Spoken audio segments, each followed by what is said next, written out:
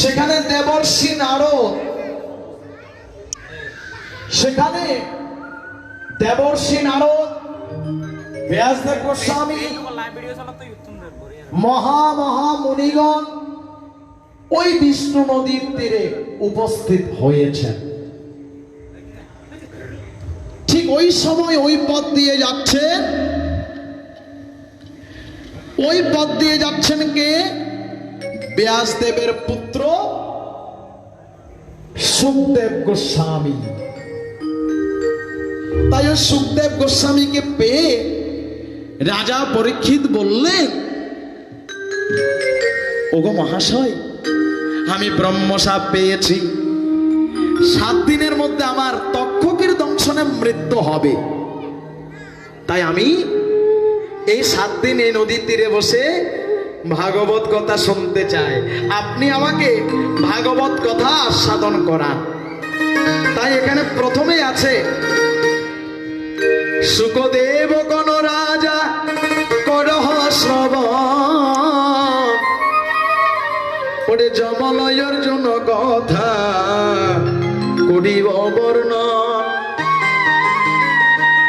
সুখদেব গোস্বামী যে আগে যমল অর্জুনের কথা বলেছিল, যমল অর্জুন, যমল মানে যমস, অর্জুন অর্জুন গাছ। আপনারা অনেক সময় ছবিতে দেখেন, আমার নন্দরাজার বাড়ির সামনে এইভাবে 2টা জোড়া বৃক্ষ ছিল। অনেক ছবিতে দেখা যায় ভগবান শ্রীকৃষ্ণ জোড়া বৃক্ষের মাঝ দিয়ে চলে যায়। তো আমার রাজা পরীক্ষিত সুখদেব গোস্বামীকে জিজ্ঞেস করলেন, প্রভু এই যমল অর্জুন বৃক্ষ কি, কেন হলো যমল অর্জুন বৃক্ষ, কি অপরাধে হলো, আপনি বর্ণনা করুন। তাই সুখদেব গোস্বামী রাজা পরীক্ষিতকে বলছে, রাজা আমি ওই যমল অর্জুনের কথা বলছি, শ্রবণ করো। সর্বব্যাপী জগদীশ হন কৃষ্ণ ধন, শত শত ভক্ত তারে করিল বন্দন, সর্বই অবস্থানে সমভাবে থাকিয়া সতত, মোর সুরে মুক্তি দানে হয় নিরত, বিশ্বম্ভর নাম তার কত গুণ রূপ, না পারে বুঝিতে কেহ তাহার স্বরূপ। বলছে রাজা, ভগবান অনাদির আদি গোবিন্দের লীলার শেষ নেই, তাকে বুঝতে পারে এমন কেউ নেই, বোঝার মতো সাধ্য কারো নেই। কখন কার জন্য এসে সাড়া দে, কখন কাকে উদ্ধারের জন্য ভগবান কি লীলা করেন, এই বুঝার সাধ্য ক্ষমতা কারণে তিনি সর্ব জায়গায়, সর্বব্যাপী, সর্ব অবস্থানে সব সময় বিরাজমান। নিতাই গৌর হরি বল। তাহার প্রমাণ রাজা করহ শ্রবণ, গোপীবদ্ধ কৃষ্ণ বৃক্ষে করিল মোচন, একথা শুনিয়া রাজা পুলকিত মতি, বল কহ মুনিবর শোনহ সম্প্রতি। সুখদেব গোস্বামী বলছেন, রাজা পরীক্ষিত শোনো শোনো, ওই যে যমল অর্জুন বৃক্ষ, তারা কিভাবে মুক্তি পেল আমি সে কথা বলবো। তখন রাজা পরীক্ষিত বলল, মহারাজ প্রভু আপনি তাড়াতাড়ি বলুন, আমার মনে আর ধীর সইছে না, আপনি যত তাড়াতাড়ি পারেন এই কৃষ্ণ কথা, এই যমল অর্জুন উদ্ধারের কথা আমাকে বলুন।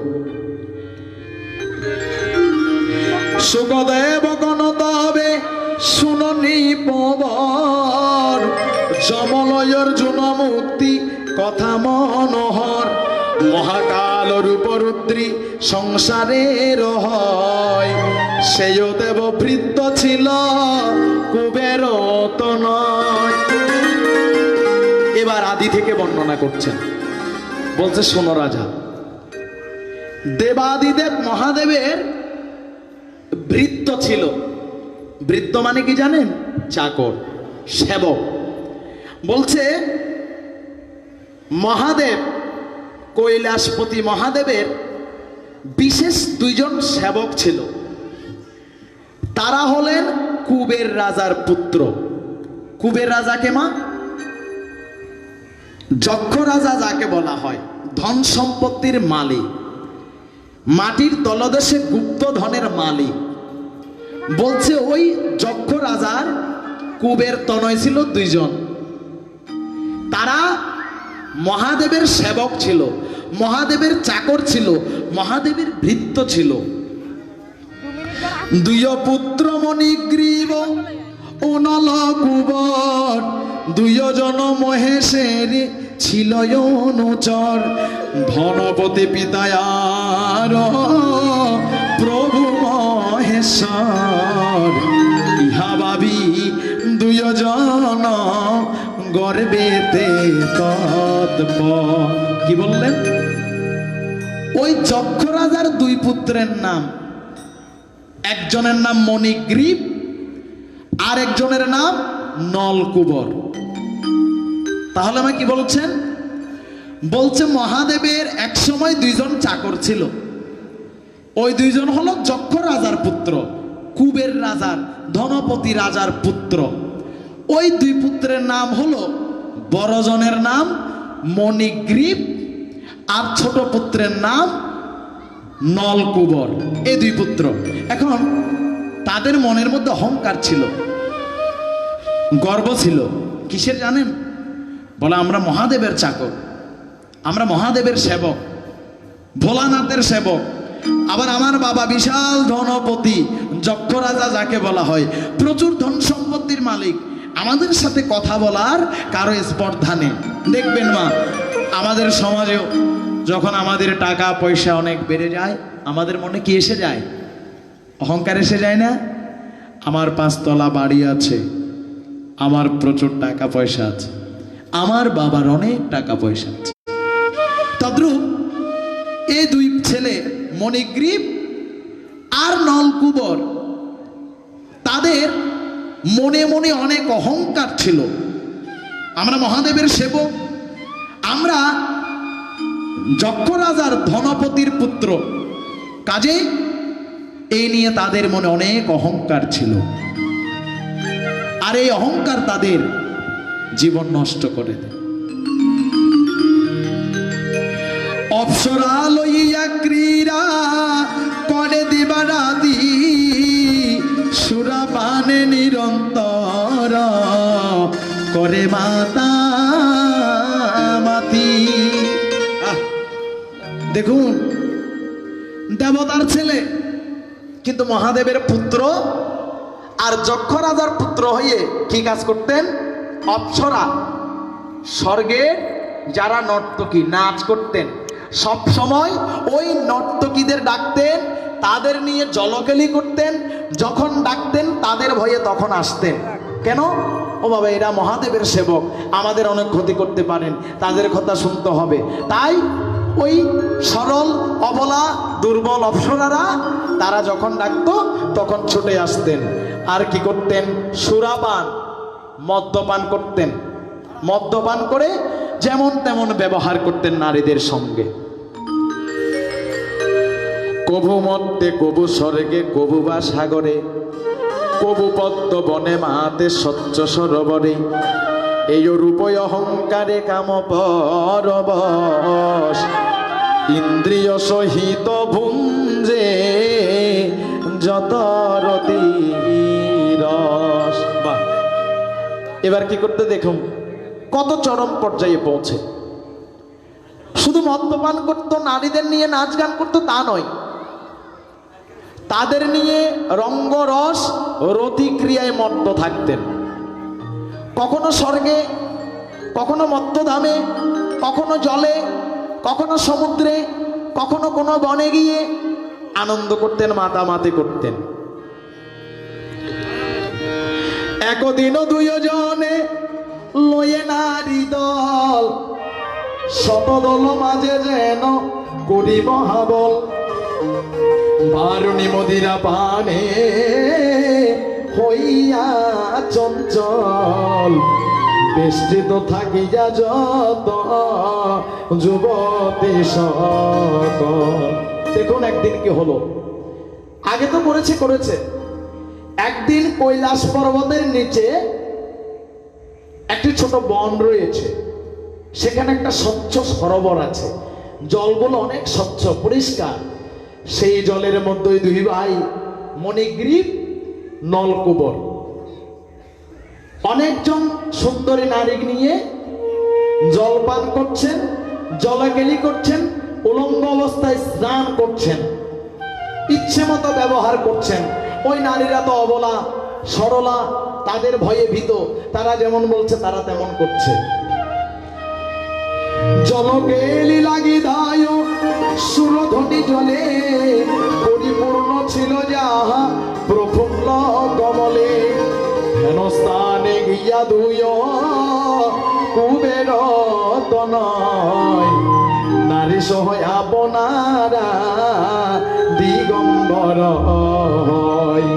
উলঙ্গ হইয়া সবে জলকেলি করে, নারদ হেরিল তাহা থাকিয়া উপরে। ওই জলে যখন তাদের সাথে আনন্দ করছেন, জলকেলি করছেন, এমন সময় কৈলাস পর্বতের উপর দিয়ে যাচ্ছেন দেবর্ষি নারদ মুনি। যাওয়ার পথে হঠাৎ চোখ পড়ল নিচের দিকে, কি ব্যাপার? এখানে দেখা যাচ্ছে অনেক নারীদের মাঝে কোনো পুরুষ নেই, শুধু কেবল দুইজন পুত্র, সবাই উলঙ্গ। এই দুইজন পুত্র উলঙ্গ ব্যভিচারী হয়ে কি আচার কাজ করছেন। এমনও এই কৈলাস পর্বতে মহাদেবের বাসগৃহে বসে আমি যাব, ওদেরকে আমি শাস্তি দেব। দেবতা হয়ে, দেবতার সন্তান হয়ে এত অসভ্য ব্যবহার, অসভ্য ব্যভিচার আমি সহ্য করব না। নারদ এটা মনে মনে চিন্তা করছেন, তাই বলছে উলঙ্গ হইয়া সবে জলকেলি করে, নারদ হেরিল তাহা থাকিয়া উপরে। উপর থেকে নারদ পণ্ডিত সবকিছু দেখলেন। দয়াময় ঋষি সেয় করিতে উদ্ধার, চিন্তিয়া নামিল তথা দেখিবে বিচার। নারদে নেহারি তবে সুন্দরীর দল, একে একে বস্ত্র পরে হইয়া চঞ্চল। নারদ মনে চিন্তা করলেন, না, এদেরকে আমার উদ্ধার করতে হবে। অভিশাপ নয়, এদেরকে আমার উদ্ধার করতে হবে। কেন মা দেখুন তো, একজন দেবতার ছেলে হয়ে যদি ব্যভিচারী আচরণ করে সেটাকে মেনে নেওয়া যায়? নারদ মুনি বলছে ওরা দেবতার সন্তান হয়ে এত অসভ্য আচরণ করছে, মদ্যধামের এই মানুষ কেমন আচরণ করবে চিন্তা করুন তো। তাই নারদ মুনি নিচে আসলেন। আর নারদ মুনি আসার সাথে সাথে কি করলেন? এত দেখে নারদ মুনি চিন্তিত হইল,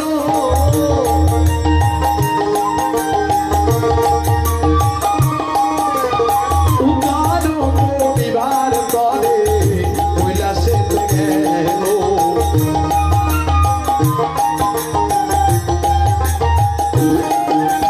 মুক্তি প্রদানের তরে মদ্যধামে এলো।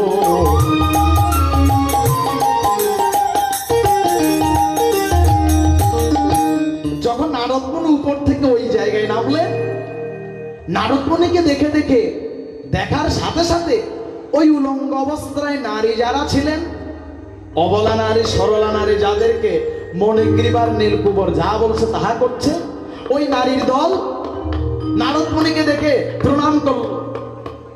মুনিবর প্রণাম, প্রণাম করে সাথে সাথে যার যার বস্ত্র দিয়ে তাদের উলঙ্গ অবস্থা লজ্জা নিবারণ করলেন।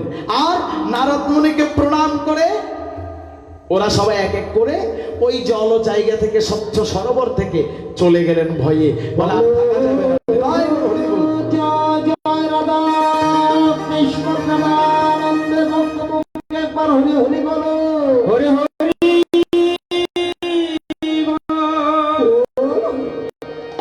নারদ মুনিকে দেখে এক এক করে ওই নারীর দল চলে গেলেন। কিন্তু যে মাতাল দুই ভাই, কুবের সন্তান মণিগ্রীব নলকুবের, ওরা তো মদ্যপান করে বেহুশ, তাদের আর জ্ঞান নেই। এটা নারদ মুনি আসলো, এটা একজন ভক্ত আসলো, একজন বৈষ্ণব আসলো, দেবতা হয়ে একজন ঋষি আসলেন তাদের সামনে, তাদের এই কথা আর জ্ঞানে নেই। ঠিক যেমন দেখবেন আমরা মদ্যধামের মানুষরা অনেক সময় অনেকে মদ্যপান করে মা বাড়িঘরও চিনি না, ওইরকম হয় না? হয় নাকি হয় না? দেখবেন মদ পান করে, হ্যাঁ বাবা, যাবে নিজের বাড়িতে, নিজের বউয়ের নাম যদি মালতী হয়, গিয়ে বলো ও মালতী, দেখে মালতী নাই, একটা ঝাঁটা নিয়ে বের হয় সন্ধ্যা মালতী, বলে বাবা আমি তো মালতী না, আমি তো সন্ধ্যা মালতী, তোমার মালতীর বাড়ির ওইদিকে। তদ্রূপ এই যখন মণিগ্রীব নীলকুবর মদ্যপান করলেন, নেশাগ্রস্ত হলেন, তাদের আর এই জ্ঞান নেই, ঢুলে ঢুলে পড়ে যাচ্ছে। তাদের সামনে নারদ মুনি আসলো, সেই কথা মনে নেই। তাই কি করলো দেখুন, মদে মত্তয় অহংকারী দুইটি কুমার, দেবর্ষি না মানি তবু করে ব্যভিচার। নারদ মুনির সামনেও ওই নারীরা যখন চলে যাচ্ছে, এই তোমরা চলে যাচ্ছ কেন, দাঁড়াও, যেতে পারবে না, আমরা যতক্ষণ যেতে দিব না তোমরা যেতে পারবে না, নানা ধরনের ব্যভিচার করতে লাগলে। যত নারদ মুনি এসব দেখছেন তত রাগ বেড়ে যাচ্ছে, এ কি কত বড় বিয়াদব, আমাকে দেখেও ব্যভিচার করছে। ইহা দেখি ঋষি বড় কহেন বচন, আশ্চর্য করিলে মোরে কুবের নন্দন। পিতা তোর ধনপতি অতি সদাশয়, আসক্তি বিহীন সে কৃষ্ণ পর হয়। বলে ওরে কুবের পুত্রগণ, তোদের পুত্র ধনপতি রাজা কুবের কত বড় কৃষ্ণ ভক্ত, যার হৃদয়ে কোনো আসক্তি নেই, নিষ্কাম ভাবে সর্বকর্ম ফল গোবিন্দ চরণে সমর্পণ করে যিনি কৃষ্ণ ভজন করে, তার পুত্র হয়ে তোরা দুইজন এই ব্যভিচার করছিস, মদ্যপান করছিস, নারী সঙ্গ করছিস, স্বর্গের নারীদের অত্যাচার করছিস, আমি কি হা সহ্য করব না। তাই দেখুন কি বলছে, তোরা দোহ হয়ে তার সুজন নন্দন, একবারে অহংকারে হলিনি মগন। আমারে দেখিয়া মনে না হইল ভয়, শিববৃত্ত বলি তোরা দিশ পরিচয়। বলছে এমন কৃষ্ণ ভক্তের ছেলে হয়ে তোরা দুইজন দোহে মানে দুইজন এত বড় অসভ্য আচরণ করতে পারলি? তোরা দেবতার সন্তান হয়ে আমার সামনে অহংকার মত্ত হয়ে, তোরা যে শিবের ভক্ত, মহাদেবের অনুচর, এই অহংকারে মদান্ধ হয়ে এত বড় ব্যভিচারী কাজ করতে পারলি রে বাবা? আমি তোদের উদ্ধারের ব্যবস্থা করব।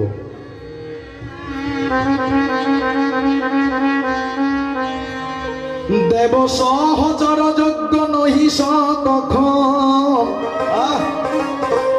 দিব দোহে মহাশাপ কহিনু এখন।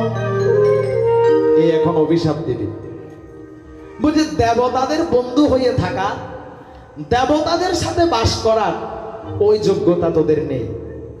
কারণ একজন দেবতা যদি অসৎভাবে ব্যভিচারী ভাবে নারীদের উপর অত্যাচার করে, আমরা মধ্যদামের মানুষরা কি শিখবো মা, তাই না?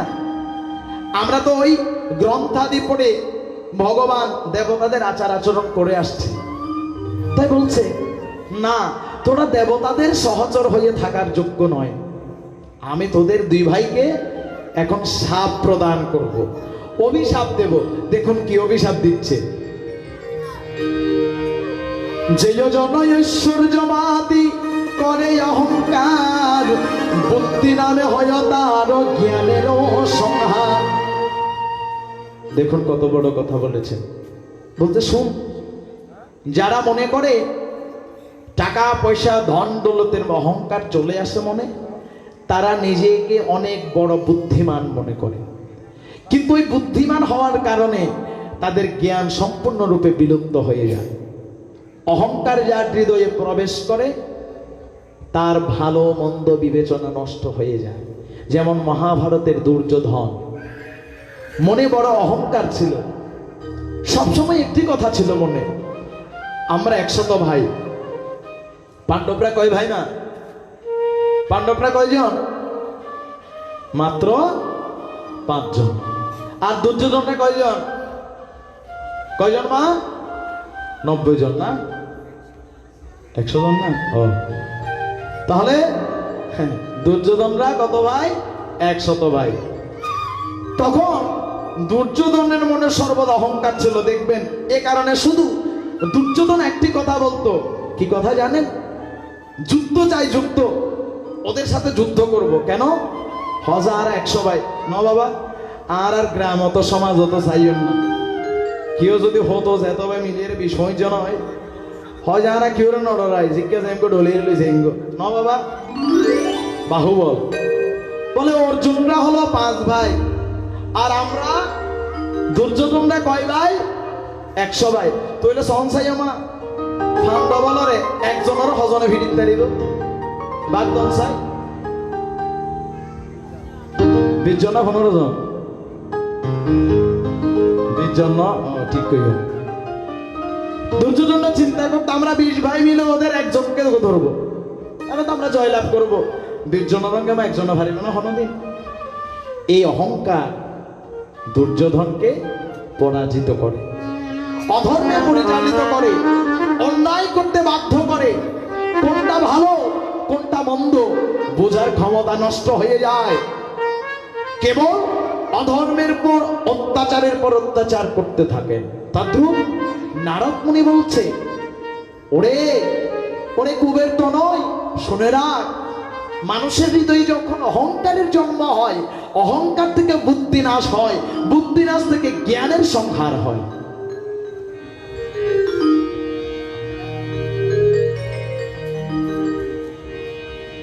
রিপু চরিতার্থ লাগি দিবানি সীমন, আমি কর্তায় আমি ভোক্তা এই অবিবেচন। যখন জ্ঞানের নষ্ট হয়ে যায়, আমাদের এই ষড়রিপু, রিপু মানে কি জানেন? শত্রু। আমাদের হৃদয়ে 6টি শত্রু রয়েছে: কাম, ক্রোধ, লোভ, মোহ, মদ, মাৎসর্য।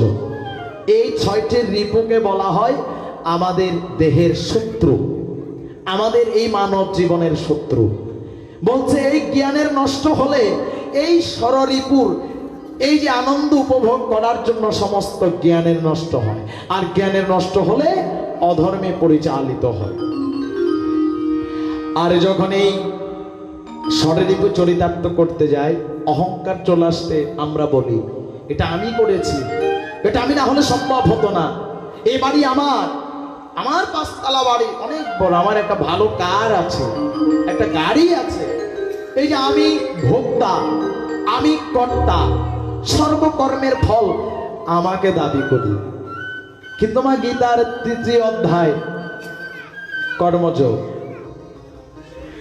ভগবান বলেছেন, ভগবান কি বলেছেন? নিষ্কাম কর্ম করো। মাগো নিষ্কাম কর্ম কি জানেন না? এই দেখেন, দেখে আপনাদেরকে একটা প্রশ্ন করি, সকলে কিন্তু জোরে উত্তর দেবে। আপনারা কেমন আছেন? বাহ, ভালো আছেন। আচ্ছা বাবা, আমরা নিজেরা ভালো থাকার কি কোনো ক্ষমতা আছে? বলেন, আপনি এখন ভালো আছেন, 1 ঘন্টা পরে যে ভালো থাকবেন কোনো ক্ষমতা আছে? আমি যদি বলতাম গুরু কৃপায়, গোবিন্দ কৃপায় কি আছি? ভালো আছি, সেই মুহূর্তে আপনি আসক্তিহীন ভক্ত, সেই মুহূর্তে আপনি নিষ্কাম কর্ম করলেন। কেন? কর্মফলটা কার চরণে দিলেন? ভগবানের চরণে দিলেন। এটাই হলো নিষ্কাম কর্ম। দেখবেন আমার মায়ের, আমার বাবারা বলে, আমার ছেলেটা যদি এবার এসএসসি পরীক্ষায় গোল্ডেন এ প্লাস পায়, আমি ভগবানের একটা ভোগ লাগাবো। বলে না? কখন লাগাবো? যদি সন্তান এ প্লাস নয় গোল্ডেন এ প্লাস পাইলে। আর না পাইলে দেব না।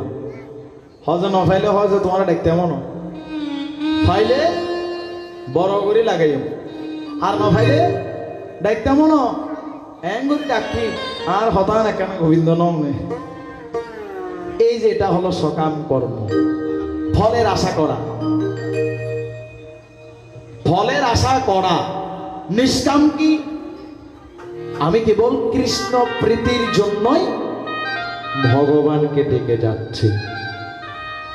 তাই ওই যে প্রতিটা কথাই যদি আপনি বলেন মা কেমন আছেন, গুরু কৃপায় ভালো আছি, মা খাবার খেয়েছেন, গুরু কৃপায় খেয়েছি, অন্তত পক্ষে এটা আপনার নিষ্কাম কর্ম হবে, গোবিন্দ চরণে সমর্পণ হবে। তাই এই যে বলছেন আমি ভোক্তা, আমি কর্তা, আমি এই কাজ করেছি, আমি এই কাজের মালিক, আমি এটার মালিক, আমি সেটার মালিক, এই যে আমি অহম, অহম এই ভাবটি জাগ্রত হয়। একটি গান করছে না, ওরে কিসের লাগিয়া ভবেতে আসিয়া,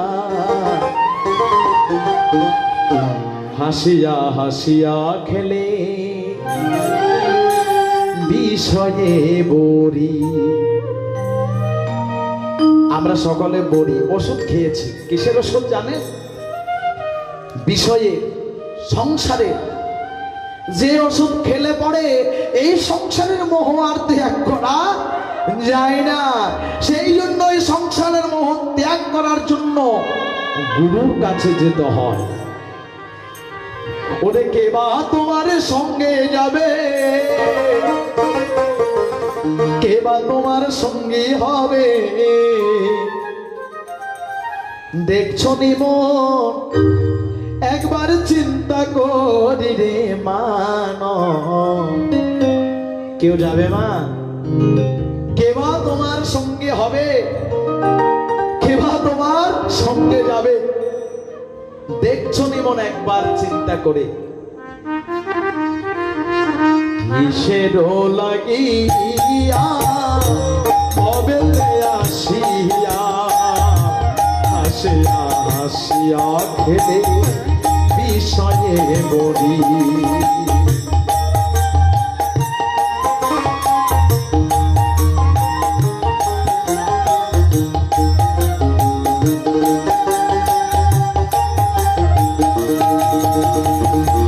এবার তোমার সঙ্গে যাবে, এবার তোমার সঙ্গী হবে,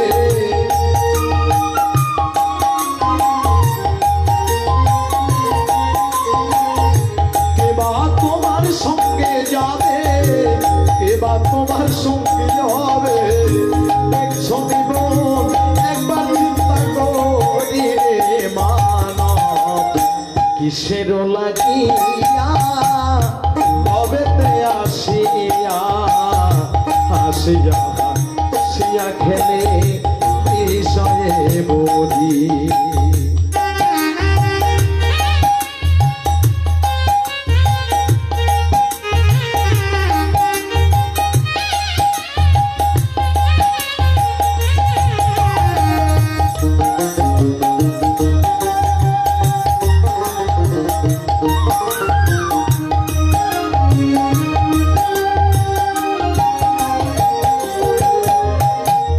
ওহো মানবের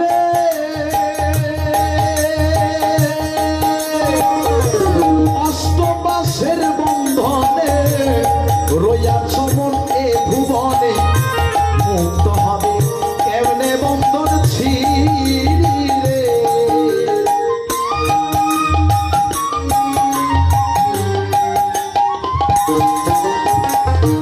বলছে মানব, এই সংসারে তুমি 8টা পাশ অভিশাপের জন্য বন্ধ হয়ে আছো। এই 8টা পাশ, 8টা বন্ধন কখন কিভাবে কার মাধ্যমে ছিন্ন করবে জানো? ওটে আসবে যখন রবি সুদ, হয়ে হবে অষ্টাদভূত।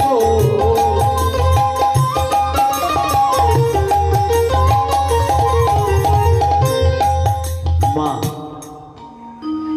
আসবে যখন রবি সুত। রবি সুত, রবি মানে সূর্যদেব, সুত মানে পুত্র।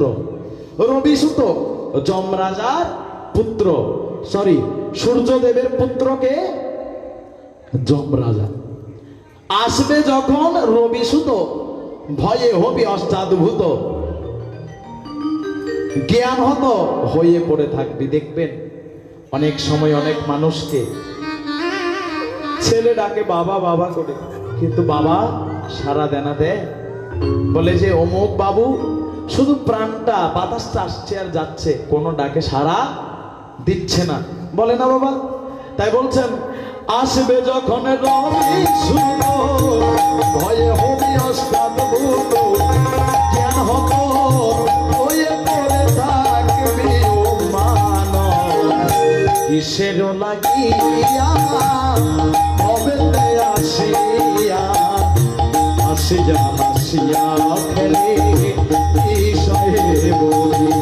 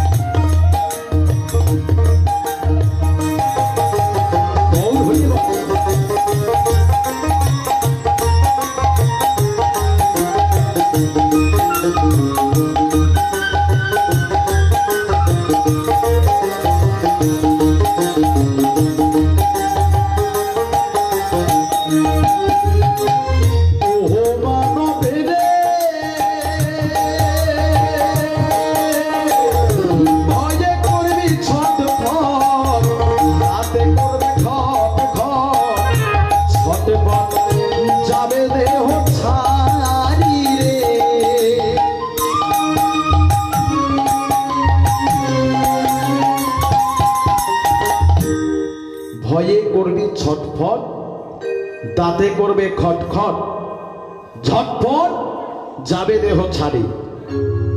দেহ ছেড়ে কোথায় যাবে, সে দেশের সন্ধান কি তবে?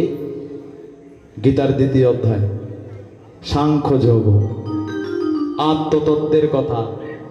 অর্জুন, মানুষ যেমন পুরাতন বস্ত্র ত্যাগ করে নতুন বস্ত্র ধারণ করে, বাসাংসি জীর্ণানি যথা বিহায় নবানি গৃহ্ণাতি নরহ পরাণি। বলছে বাসাংসি বসন কাপড়, জীর্ণানি পুরাতন হয়ে যাওয়া। আমরা কি করি না, প্রতিদিন স্নান করে পুরাতন কাপড় ধুয়ে দিই, নতুন কাপড় পরিধান করি। বলছে আত্মা যখন দেহ ত্যাগ করি, এক দেহ ছেড়ে চলে যায়, কর্মফল অনুযায়ী অন্য একটি দেহে গমন করে। কিন্তু বাবা পদকর্তা বলছে, বাবারে এবার তো সুন্দর মানব দেহ পেলে, 2 হাত 2 পা 2 চক্ষু, সুন্দর জ্ঞান দিয়ে পাঠালো। এই দেহ ছেড়ে যখন প্রাণ পাখি চলে যাবে, তখন কোথায় যাবে তার খবর কি নিয়েছো? দেহ ছেড়ে কোথায় যাবে, সে দেশের সন্ধান কি তবে?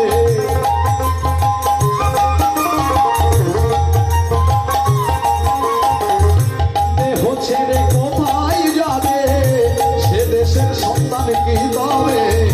কাহার কাছে সন্ধান পাবে বল রে ও মানব। কিসের লাগিয়া ভবেতে আসিয়া, হাসিয়া হাসিয়া খেলে বিষয়ে বলি।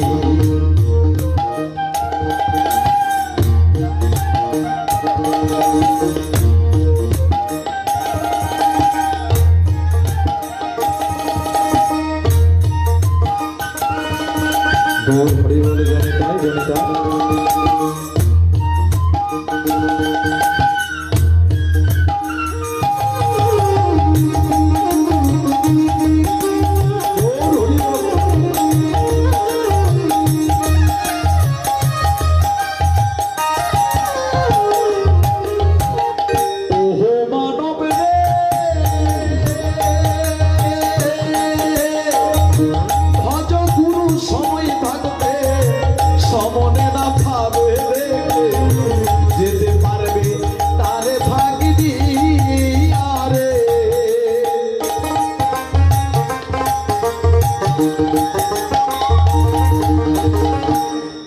ভজ গুরুর সময় থাকতে সমন মৃত্যুকাল।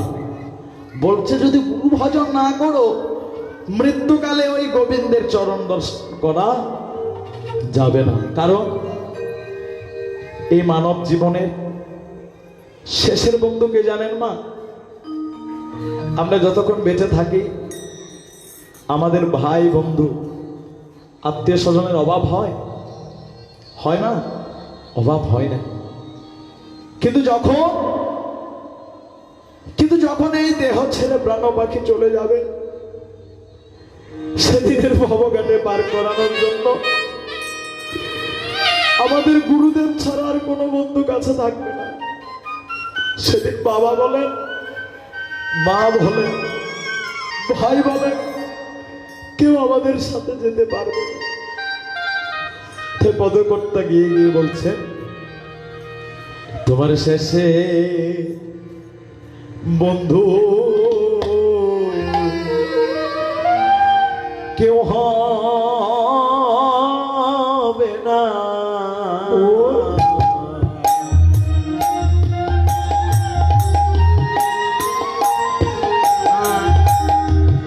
শেষের বন্ধু কেউ হবে না। শেষের বন্ধু কেউ হবে না। বড় দয়াল গুরু বিনে আমার শেষের বন্ধু কেউ হবে না।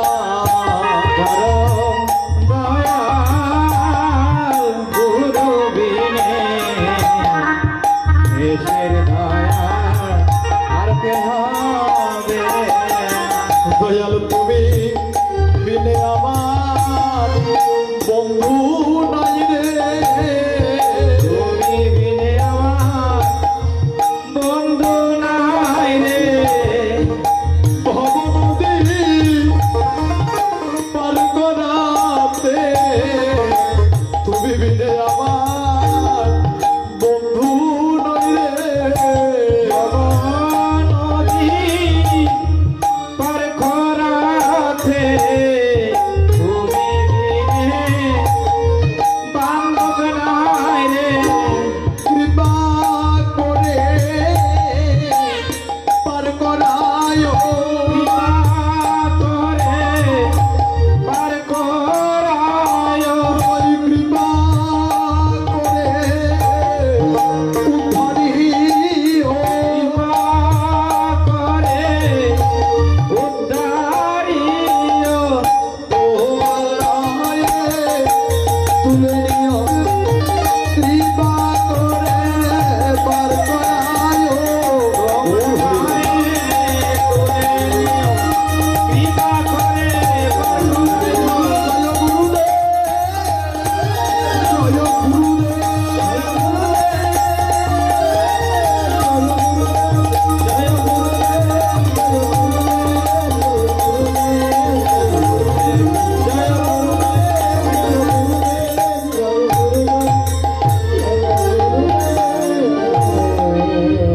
যার যার আপন আপন গুরু মহারাজ কি জয়। যার যার আপন আপন গুরু গোসাই কি জয়। বলে জয় জয় জগৎ গুরু আনন্দে প্রেমানন্দে একবার হরি হরি বল। তাই পদকর্তা বলছেন, ভজগুরু সময় থাকতে সমনে না পাবে দেখতে, যেতে পারবে তারে ফাঁকি দিয়া। গুরু চরণ করো সার, অন্তিমের সহায় তোমার। ওই অন্তিম কালে কেবল ওই গুরুর চরণ ধরে পানি দেওয়া যাবে। যেই গুরুদেব বসবেন, বসে থাকবেন, শিষ্যকে পার করাবে বলে আমার শিষ্য আসবে, আমাকে পার করাতে হবে। গুরু চরণ করো সার, অন্তিমের সহায় তোমার।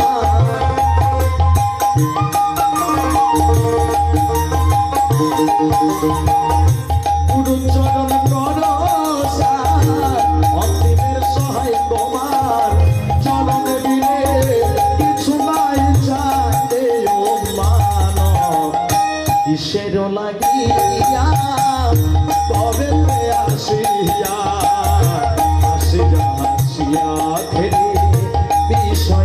বলি কে বা তোমার সঙ্গে যাবে, কে বা তোমার সঙ্গী হবে।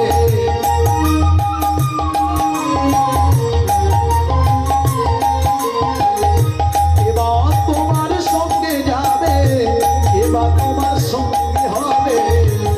ছবি মন একবার চিন্তা করি রে মানব, সেন লাগিয়া ঘরেতে আসিয়া আসিয়া বিষয়ে বলি, আসিয়া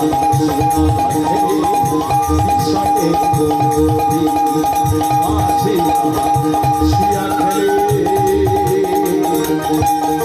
বিষয়ে বলি। রাময়ে রাময়ে রাম, রাম রাম রাম, ক্ষমা মোর অপরাধ শরণ নীলা। দেহেরে ঈশ্বর ভাবে নাহি জানে গাই, ভ্রমেতে ভুলিয়া পাপ করে সর্বদাই। উদ্ধারিতে সে পাপীরে সাধুর উচিত, সেই হেতু শাপ দিব আমি সমুচিত। নারদ মুনি বলছেন, ও হে কুবের তনয়, এই পাপীদেরকে পরিত্রাণ করার জন্য কেবল সাধুর আগমন। সাধু সঙ্গ, সাধু সঙ্গ সর্বশাস্ত্রে কয়, সাধু চরণ পরশে হয় সর্ব পাপ ক্ষয়। তাই লালন ফকির বলেছেন, কবে সাধুর চরণ ধুলি লাগবে মোর গায়ে। তাই নারদ মুনি বলছেন, তোদের দুইজনকে আমি সমুচিত অভিশাপ দেব, তোদের যথাযোগ্য অভিশাপ দেব। এত বলি ঋষি তবে কহে না বচন, বৃক্ষরূপে হব তোহে এই মম। অভিশাপ দিয়ে দিল। কি অভিশাপ দিল মা? বলছে, তোরা দুইজন ওই মণিগ্রীবার নলকুবর, তোরা আমাকে দেখে প্রণাম করিসনি, সাধু দেখে প্রণাম করিসনি, বৈষ্ণব দেখে প্রণাম করিসনি, ব্যভিচার করেছিস, অসম্মান করেছিস, অভক্তি করেছিস, অশ্রদ্ধা করেছিস। তাই তোদের অভিশাপ, তোরা পরের জন্মে দেবতা কুলে থাকতে পারবি না। তোরা কি হবি? বৃক্ষ হয়ে জন্মগ্রহণ করবি, উদ্ভিদ হয়ে জন্মগ্রহণ করবি, প্রাণ থাকবে, জ্ঞান থাকবে, খাবার গ্রহণ করবি, কিন্তু এক জায়গায় বদ্ধজীব হয়ে বসবাস করবি। তরু হব কিন্তু স্মৃতি থাকুক দোহার, তাহাতে জানিবে যত মন্দ অহংকার।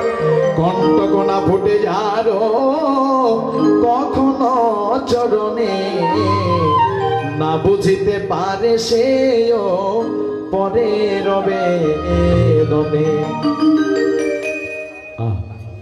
বলছে, উদ্ভিদ হবে ঠিক, গাছ হয়ে জন্মগ্রহণ করবি, কিন্তু জাতিস্বর হয়ে জন্মগ্রহণ করবি।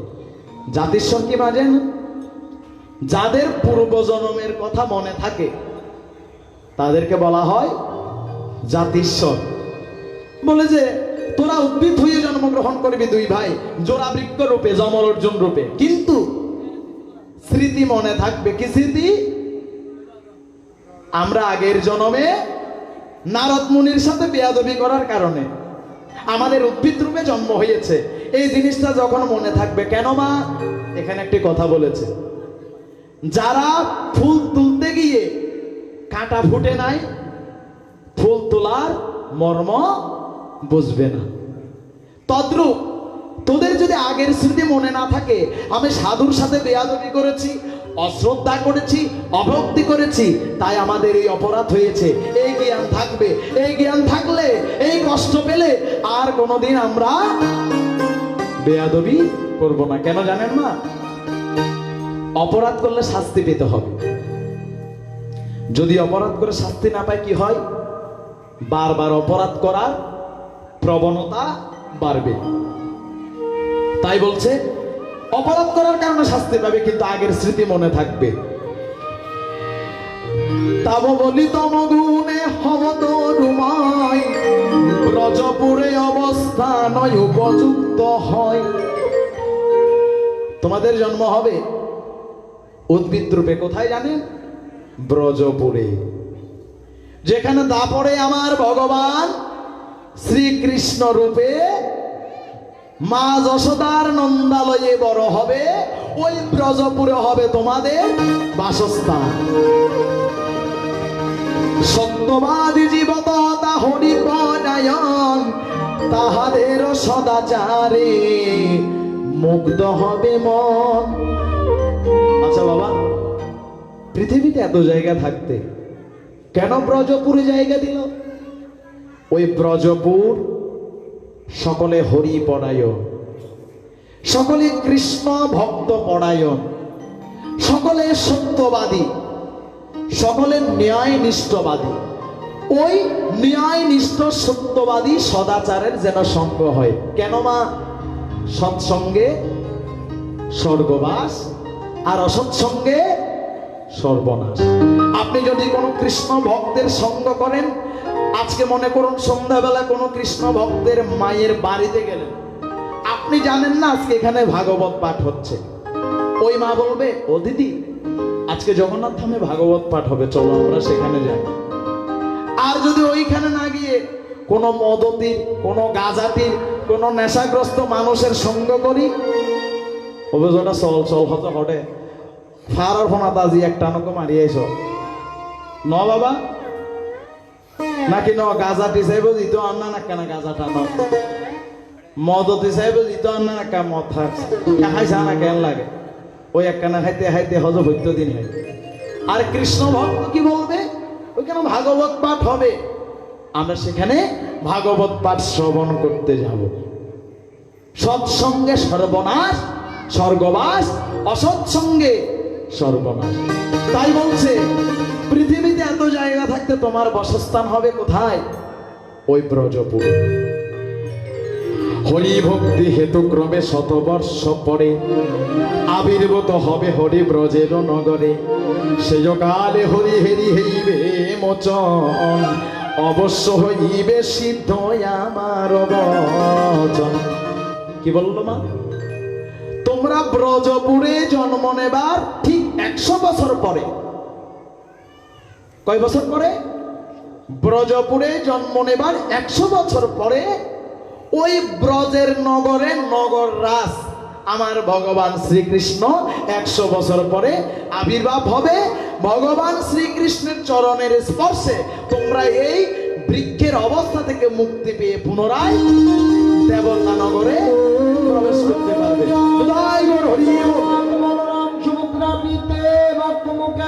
হরি বলো, হরি হরি বলো, জয় জয় সূর্যানন্দ হরি বলো, হরি হরি বলো, জয় জয় রাধা কৃষ্ণ প্রেমানন্দে ভক্ত মুখে একবার হরি হরি বলো, হরি হরি বল। এত বলি মহর্ষি বিনা ধ্বনি করি হরি গুণ গাহি জানো গগনয় পড়ি। অভিশাপ দিল তাহলে কি? ওই নারদ মুনিকে প্রণাম না করার জন্য। বলে এই অভিশাপ কেন দিচ্ছি?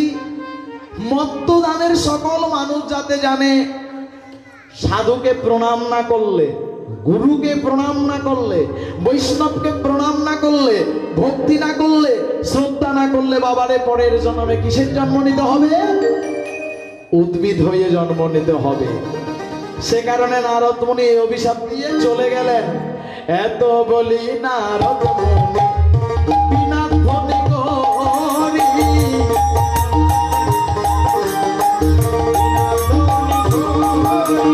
হরি গুণ গাহি জানো গগনয় পড়ি। হরি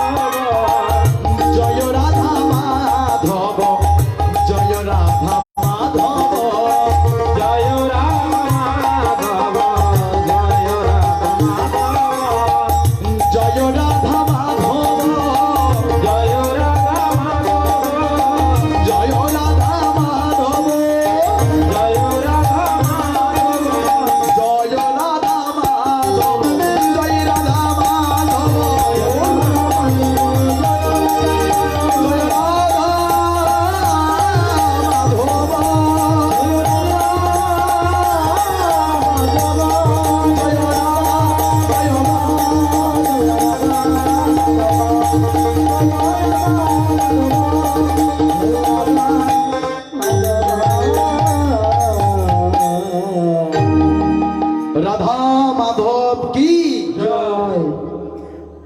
কি মা, ঠান্ডা বেশি লাগছে?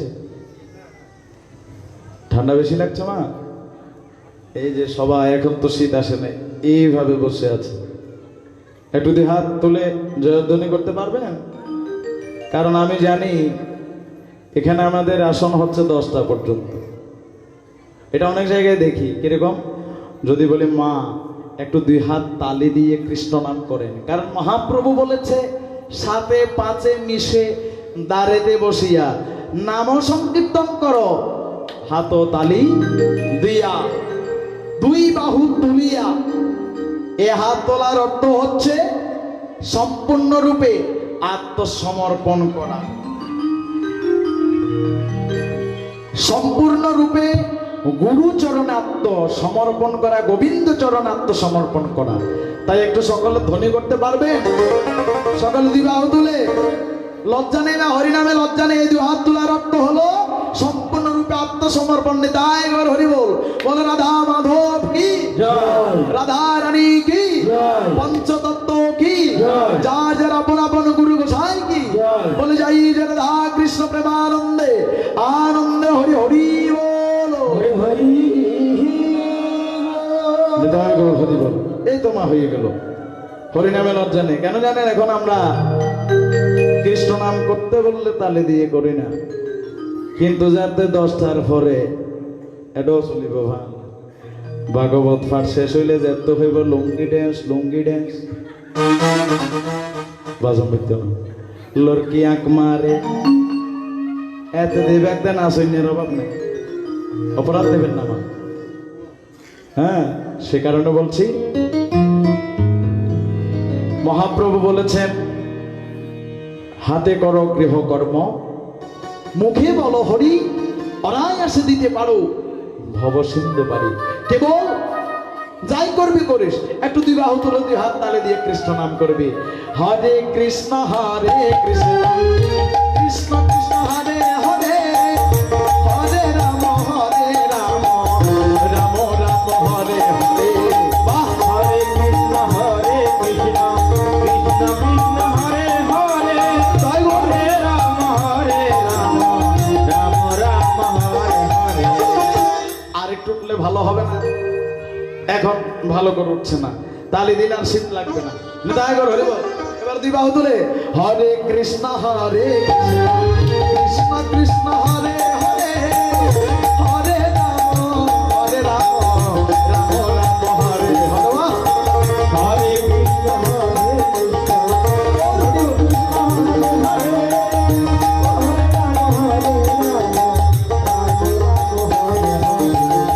এই তো হয়ে গেল। এবার মা হাতের কাজও হলো, 2 বাহু তোলার কাজও হলো। এবার আমাদের মিউজিশিয়ানরা বাজাবে না, আমরা তালে দিয়ে করতে পারবো? সকলে জোরে জোরে করবেন। তাহলে একদিন দেহ ত্যাগের পর আমার মা শ্যামা বলবে, আমার পুজোর সময় এই মা তালে দিয়ে 1 মিনিট ভক্তি করে কৃষ্ণ নাম করেছিল, এটা অক্ষয় হয়ে থাকবে। সাধু সঙ্গে বসে হরিনাম করেছিল। তাই সকলে তালি দিয়ে বাজবে না, সকলে জোরে জোরে তালি দিবেন, আর জোরে জোরে মুখ দিয়ে হরিনাম করবেন। পারবেন মা? নাকি খিদে লেগেছে? নিতাই গৌর হরি বল। তাহলে সবাই হরে কৃষ্ণ কৃষ্ণ, আমি গাইব না, বাহ! নিতাই গৌর হরি বল, বাহ! আরেকটু জোরে, বাহ! হরি বল হরি বল।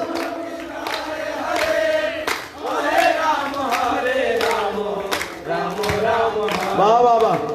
চিন্তা করছি আগামীবার যদি আসি ইনাদেরকে আর আনবো না, তালি দিয়ে দিয়ে করে ফেলবো ভাগবত পাঠ।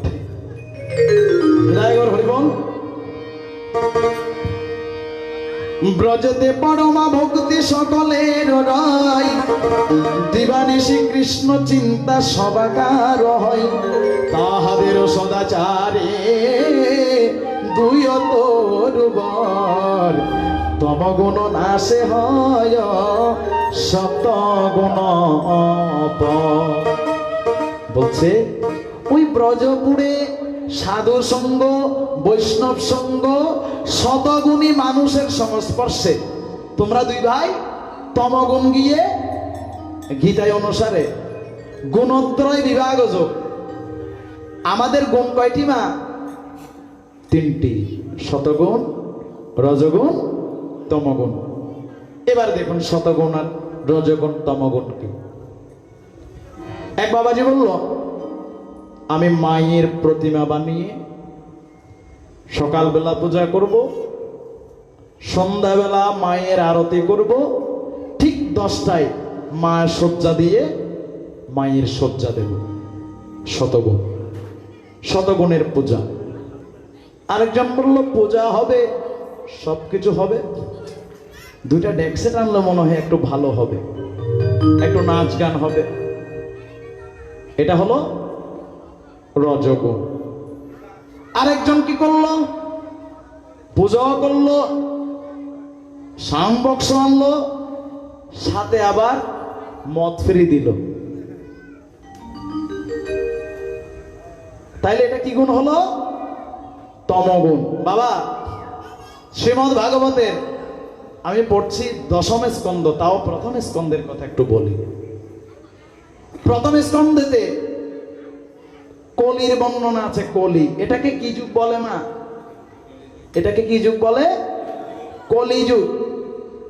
কলিযুগ কেন বলে মা জানেন? এই কলিযুগের অর্থ কি? এই যুগে কলি দেবতা আমাদের উপর ভার করেছে, সে কারণে আমরা ভালো কাজে যাই 10 জন, খারাপ কাজে যাই 100 জন। যদি এখানে ভাগবত পাঠ না হয়ে, এই যে আমি আসার সময় শুনেছি রিটন দাদার কাছে অত্র কমিটি আজকে 500-600 মানুষের প্রসাদের আয়োজন করেছেন, কিন্তু বাবারা এখানে 100 জনও তো নাই। কিন্তু এখানে যদি এখন এই মুহূর্তে একটা একৈষ্ঠিক প্রোগ্রাম হতো, হিন্দি গানের সমারোহ হতো, দেখতেন শ্রোতা দর্শকের অভাব ছিল না। তাহলে এই যে ভর করা, এটাকে বলা হয় কলির প্রভাব। এই যে রাজা পরীক্ষিত ব্রহ্মশাপ পেয়েছিল, এই রাজা পরীক্ষিত যাকে সুখদেব গোস্বামী এতক্ষণ যমল অর্জুন উদ্ধারের কথা বলছে, এই রাজা পরীক্ষিত নিজে দেখুন কৃষ্ণ ভক্ত হয়ে ওনার উপর কলি ভর করা, তুমি সাধুর গলায় সাপের মালা দিয়েছিল, তাই অভিশাপ পেয়েছিল 7 দিনের মধ্যে সাপের দংশনে মৃত্যু হবে।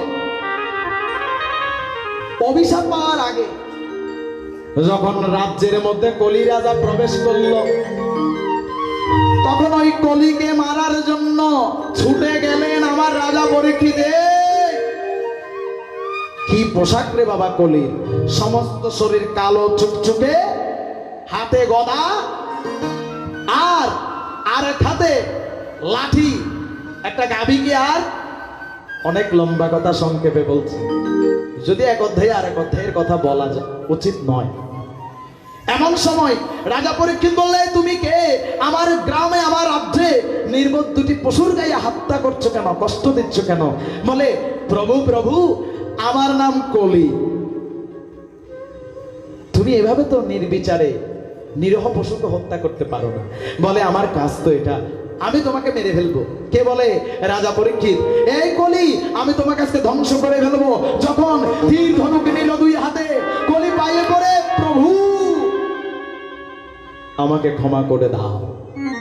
পরে, প্রভু আমার অপরাধ কি? আমাকে তো আমার ভগবান সৃষ্টি করেছে, যাকে মানুষের মধ্যে খারাপ চিন্তা ভাবনা কুকর্ম করাতে পারে। প্রভু আমাকে হত্যা করো না, আমাকে রক্ষা করো, আমাকে কোথাও জায়গা দাও, আমি আর অন্যায় কাজ করব না। ঠিক আছে, তোকে আমি 4টি জায়গা দিব। দেখুন কলি কোথায় কোথায় আছে। কয়টি জায়গা মা? একটি হলো যেখানে হয় তাস, সেখানে হয় কলির বাস। তাস চিনেন তো? তাস খেলা না, টাকার উপর অনেকে তাস খেলে না। যেখানে হয় তাস, সেখানে হয় কলির বাস। যেখানে হয় পাশা, পাশা বুঝেন তো মা? এখন বলা হয় লুডু বা ছক্কা খেলা। তখনকার দিনে রাজাদের ছিল পাশা খেলা, যে পাশা খেলার কারণে অর্জুনরা, যুধিষ্ঠিররা কোথায় গিয়েছিলেন? বনবাসে গিয়েছিলেন, পাশা খেলায় হারিয়ে না, দুর্যোধন চক্র করে পাশা খেলায় রাজ্য হরে, দুর্যোধন চক্র করে পাশা খেলায় রাজ্য হরে।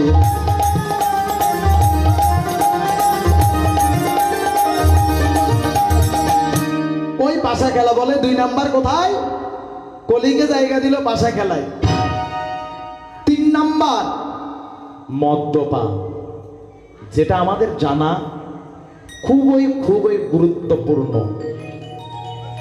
এই যে দেখুন, আমরা মায়ের পুজো করি, কিন্তু সে মায়ের পুজোয় কলিকে নিয়ে বাসা বাঁধি। এটা যুধিষ্ঠিরকে বলেছেন। কি বলেছেন জানেন? একটা বলতে আরেকটা চলে আসে।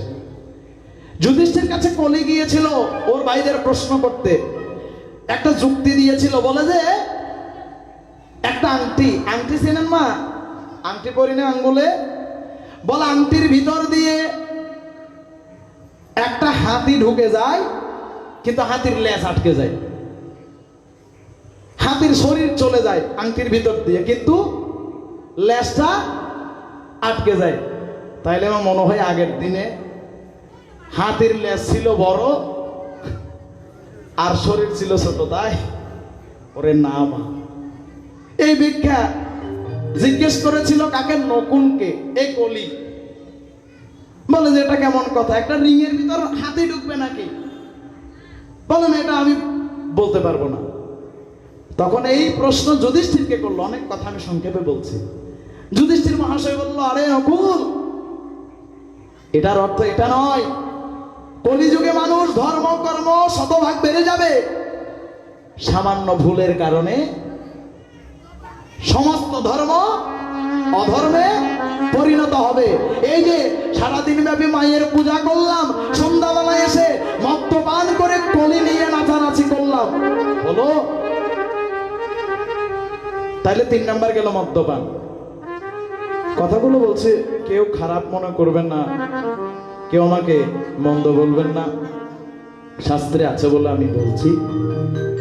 4 নাম্বার অসৎ নারী সঙ্গ। এই 4টি জায়গা দেওয়ার পরে কলি বলে যে প্রভু আমাকে আরেকটি জায়গা দাও, আমি এই 4টি জায়গায় পেয়ে খুশি নই। তখন আরেকটি জায়গা দিয়েছিল সুবর্ণ, অর্থাৎ স্বর্ণ। বলে স্বর্ণের মধ্যে তুমি অবস্থান করবে কলি। এ কারণে দেখবেন কেউ মদ খেতে না পেরে বউয়ের স্বর্ণ বাধাই করে মদ্যপান করে না মা। আবার কেউ পাশা খেলায় হেরে গেছে, জুয়া খেলায় হেরে গেছে, দৌড়ে গিয়ে বউয়ের স্বর্ণ বাধা দিয়ে ওই কলি করাচ্ছে। আবার আপনি অলংকার পরে রাস্তা দিয়ে যাচ্ছেন, অনেক সময় দুর্ঘটনা হয় না মা? কেউ বলে যে আমাকে কি কতগুলো নাকে দিয়ে দিল, আমি বেহুশ হয়ে গেলাম, আমার স্বর্ণ নিয়ে গেল। আর কেউ বলে আমি রাস্তা দিয়ে বাবা যাচ্ছি, আমার কানের অলংকার ধরে টান দিল, কানটা অর্ধেক চলে গেল। এটা হলো কলির দোষ। ওই কলিতে সুবর্ণের মধ্যে কলি বসে আছে, কলি বলে যে আসো আসো আমাকে ধরে নিয়ে যাও নিয়ে যাও, তখন নিয়ে চলে যায়। তাই এই যে শত রজতম, তাই নারদ মুনি বলল ওই ব্রজপুরের সত্যগুণের সংস্পর্শে তোমরা শতগুণ হবে, ভগবান তোমাদেরকে উদ্ধার করতে যাবে। আমি পরের গুলো বলে দিচ্ছি, কারণ অনেক বড় কথা, আমাদের 10টার মধ্যে শেষ করতে হবে। নারদ মুনি এই বলার পরে যথা সময়ে আমার মা যশোদা ভগবান কানাইয়াকে ননি চুরি করার অপরাধ উদো ভুলে বাঁধলো, মা বেঁধে চলে গেল, বসে থাক বাঁধা। হঠাৎ করে তখন আমার কানাইয়ের নজর পড়লো কোথায়? কোথায় পড়লো বাবা? ওই যমল অর্জুনের বৃক্ষের দিকে। ও, আমার তো এই 2 ভক্তকে উদ্ধার করতে হবে। 100 বছর হয়ে গেল। তখন আমার ছোট কানাইয়া, মা যখন রান্নাঘরে চলে গেল, আমার ছোট কানাইয়া ওই উদখুল গাছের বক্সটি নিয়ে গুটি গুটি গুটি গুটি পা হামাগুড়ি দিতে দিতে দিতে ওই যমল অর্জুন বৃক্ষের ভিতর দিয়ে প্রবেশ করলে। গাছ দুটো এরকম ছিল, এভাবে গেলে এখানে আটকা পড়ে গেলেন ওই উদখুল, আর উদখুল আটকা পড়ে গাছ দুটি মট মট মট মট মট মট শব্দ করে ভেঙে পড়ে গেল।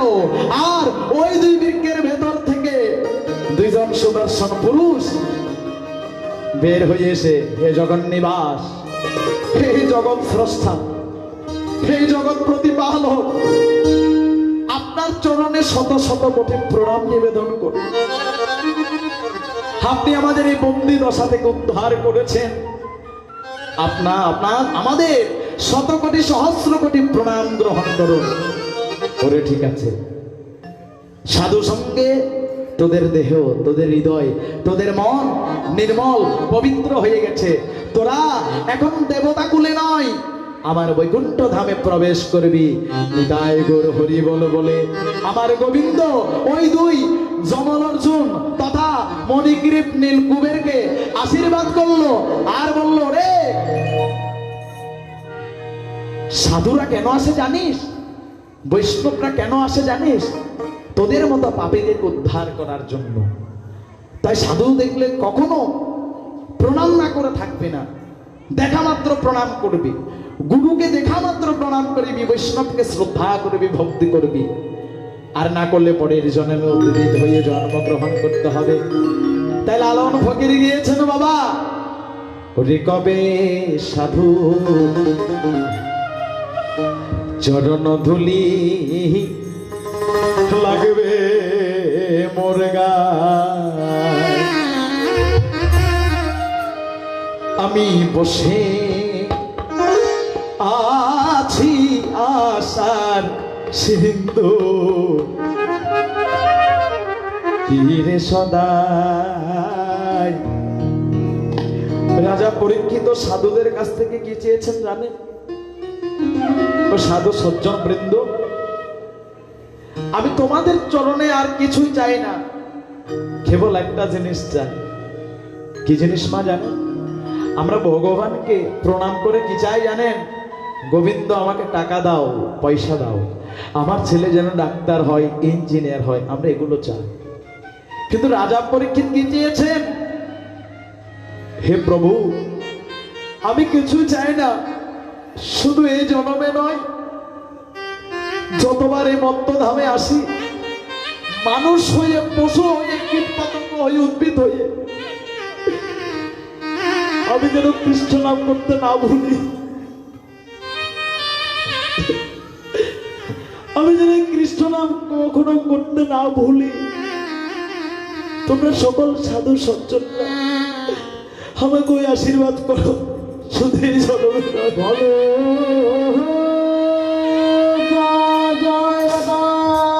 কৃষ্ণ প্রেমানন্দে ভক্ত মুখে একবার হরি হরি বলো, হরি হরি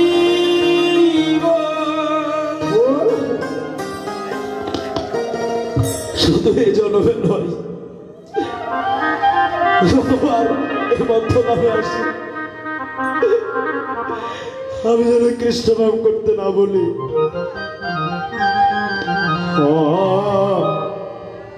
হরে কৃষ্ণ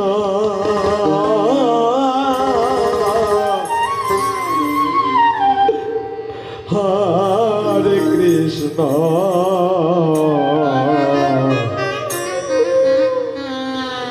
কৃষ্ণ কৃষ্ণ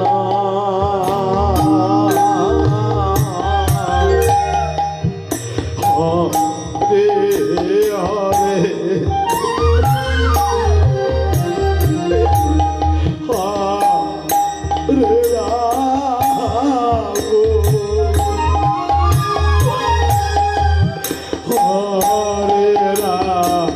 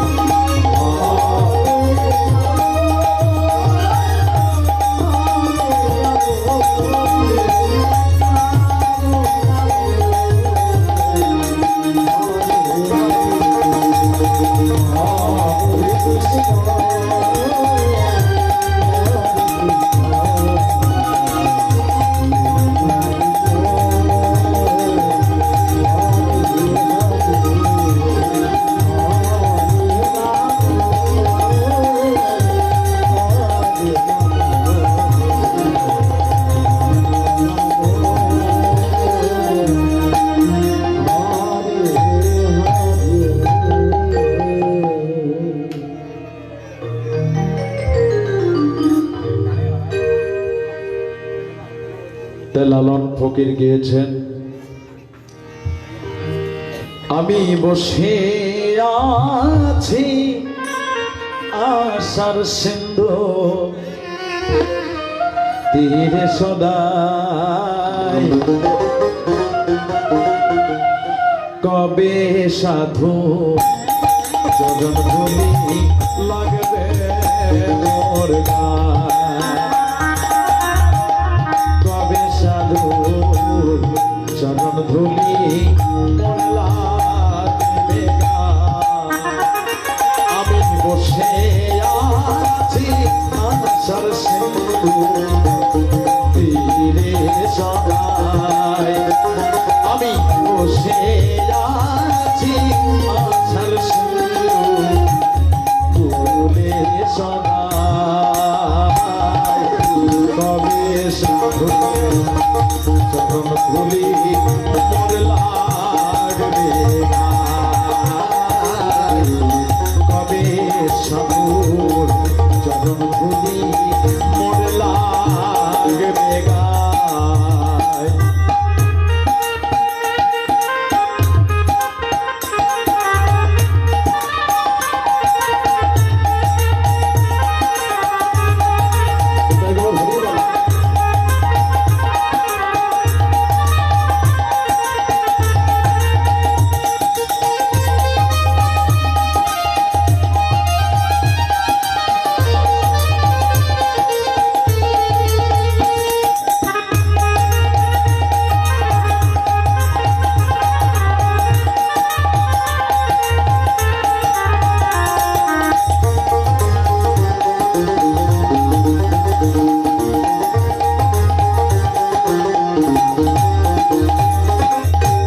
চাতক যেমন মেঘের জল বিনে অহর্নে সিঁচে থাকে, মেঘ ভেয়াবে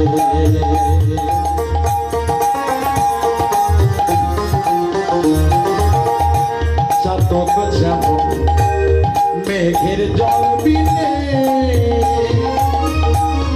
অহর্নে সিঁচে থাকে, মেঘ ধেয়াবে বুঝি কৃষ্ণায় তু গতি জীবনে হইল ওই দশায় আমার, বুঝি কৃষ্ণায় তু গতি জীবনে হইল ওই দশায় আমার, তবে সাধু চরণ ধুলি মোর লাগবে গায়, কবে সাধু চরণ ধুলি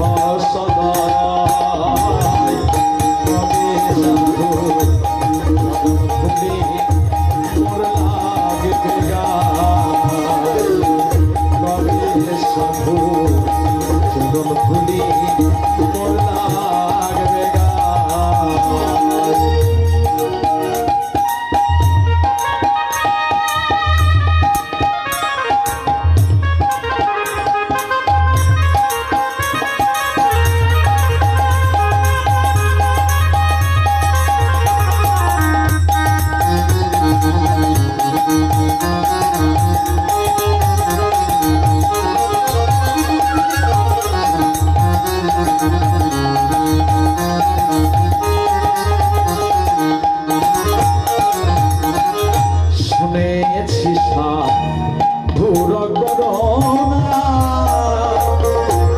সাধুর চরণ পরশে হয় গো সোনা।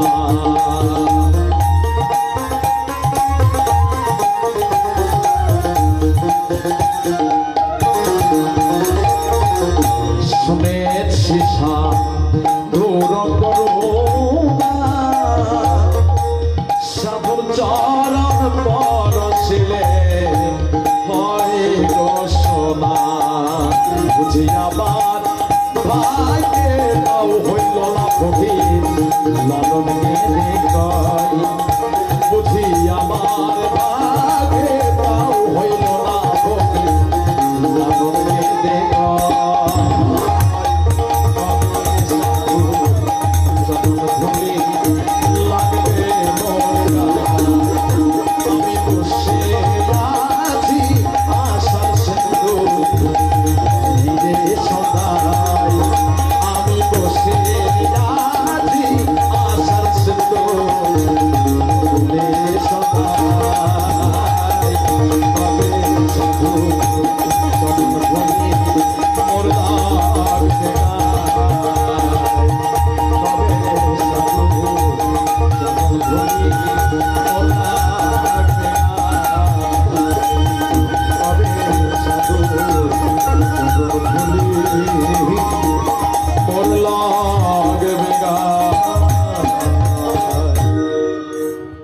সুধী মণ্ডলী, আমরা এবার হরিনামের মধ্য দিয়ে আজকের অনুষ্ঠান বিশ্রামে যাব। তাই সকলে অনুরোধ করব, দুই হাত তালে দিয়ে সকলে কৃষ্ণ নাম করবেন। দায় গৌর হরিবল।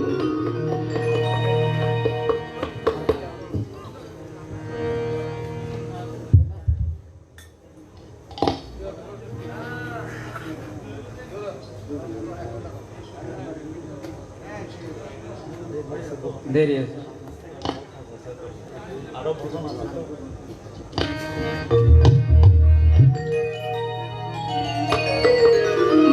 সুধীবৃন্দ, আমার শ্রদ্ধেয় বড়মন্তরে রিটনাথ বাবু দাদা একটি ভক্তিগীতি করতে বলেছেন। আমি ভক্তিগীতিটি করে তারপরে নামের পরে আরো কাজ আছে, নাম সংকীর্তন রয়েছে, তারপরে শেষ করবে। তো দাদার অনুরোধে একটি গান করছি।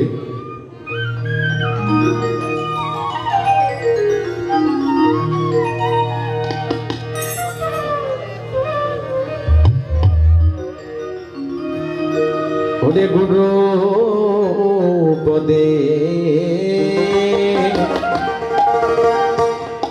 প্রেম ভক্তি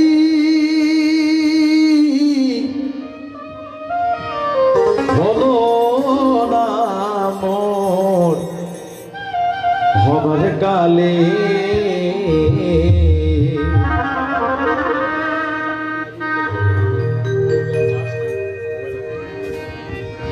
আমার আর না হবে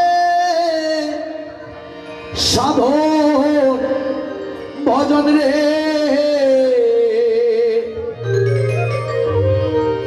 ওরে অনুরাগে সময় গেলে অমন হবার কালে গুরুর পদে